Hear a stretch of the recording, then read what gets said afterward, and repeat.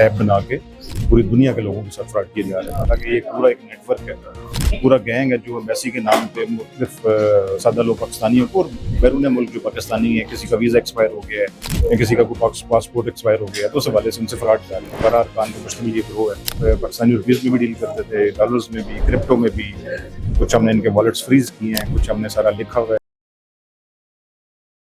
अस्सलाम वालेकुम जी, मैं हूं हसनैन चौधरी और आप देख रहे हैं आजाद डिजिटल। एनसीसीआईए की जानिब से एक बड़ी कार्रवाई की गई है जिसमें एक ऐसा गैंग पकड़ा गया है जो कि इंटरनेशनल लेवल पे जो है वो लोगों के साथ फ्रॉड कर रहा था और ना सिर्फ आम शहरियों के साथ बल्कि इंटरनेशनल जो सिटीजन हैं उनके साथ भी, और साथ ही साथ एम्बेसीज के नंबर्स को और ईमेल को डाइवर्ट करके और जाली जो है वो उनकी वेबसाइट्स बनाकर भी फ्रॉड में मुलविस था। इस हवाले से हम बात करते हैं। हमारे साथ मौजूद है director cyber crime Ali Wasim साहब। सर बहुत शुक्रिया। सर बताइएगा, इतना बड़ा गैंग कैसे इन्फॉर्मेशन मिली और ये किस तरह से ऑपरेट करता है? बिस्मिल्लाहिर्रहमानिर्रहीम। ये हमें काफ़ी देर से जो है वो मुख्तलिफ एम्बेसीज की तरफ से शिकायत आ रही थी। उनके पास विक्टिम्स आ रही हैं कि उनके जो एम्बेसी का जो स्टाफ है वो हमारे साथ कोऑर्डिनेट करता है, हमसे पैसे भी ले लेते हैं और फिर हमारा आगे प्रोसेस पूरा नहीं हो रहा। जब उन्होंने इन्वेस्टिगेट किया तो पता चला कि ये पूरा एक नेटवर्क है, पूरा गैंग है जो एम्बेसी के नाम पे मुख्तलिफ सादा लोग पाकिस्तानियों को और बैरून मुल्क जो पाकिस्तानी है, किसी का वीज़ा एक्सपायर हो गया है या किसी का कोई पासपोर्ट एक्सपायर हो गया है तो उस हवाले से उनसे फ्रॉड कर रहे हैं। तो उसी इंफॉर्मेशन पे एक्ट करते हुए हमारी एक डेडिकेटेड टीम ने इस पर वर्किंग की है, बड़ी इस पर मेहनत की है। ये इस्लामाबाद के गिरदनवा से ये हमने गैंग अरेस्ट किया है और ये 12 अरकान को मुश्तमिल ये ग्रोह है जो इस तरह का जो फ्रॉड एम्बेसीज के साथ उसमें मुलविस है। और बड़ा इन्होंने एक सोफिस्टिकेटेड लेकिन सादा तरीका था इनका फ्रॉड का। और उसमें ये इन्होंने एम्बेसी का जो नंबर है उसकी डाइवर्शन लगाई हुई थी।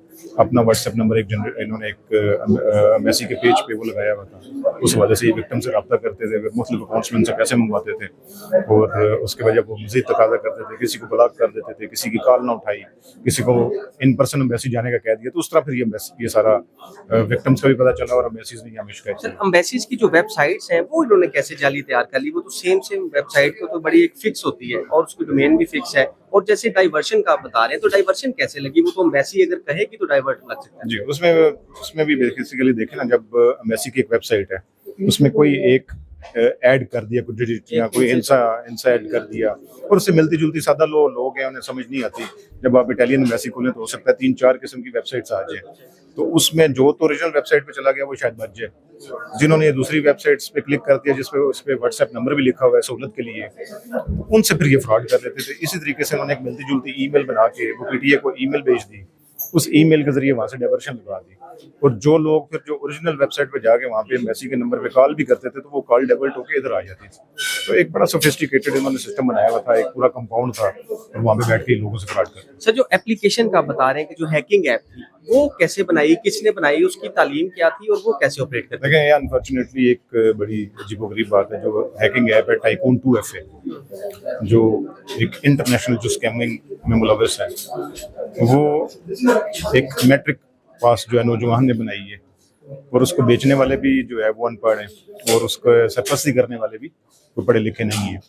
तो ये बस जो है एक अनफॉर्चुनेट है। वो टैलेंट तो है लेकिन ज़रा नेगेटिव साइड पे उसको इस्तेमाल किया गया है। और इसकी जो शिकायत है वो सिंगापुर की गवर्नमेंट ऑफ पाकिस्तान को की कि इस तरह से एक ऐप बना के पूरी दुनिया के लोगों के साथ फ्रॉड किया जा रहा है। उसमें हमने अच्छा सर, इनका तरीकेकार क्या था? मतलब किस किस चीजों पे ये फ्रॉड करते थे और इनके जो अकाउंट्स हैं आपने बताया इंटरनेशनल लेवल पे करते थे, तो क्या डॉलर्स या दूसरी भी करेंसी लेते थे या सिर्फ पाकिस्तानी रुपीस? ये हर तरह की उसमें पाकिस्तानी रुपीज़ में भी डील करते थे, डॉलर्स में भी, क्रिप्टो में भी।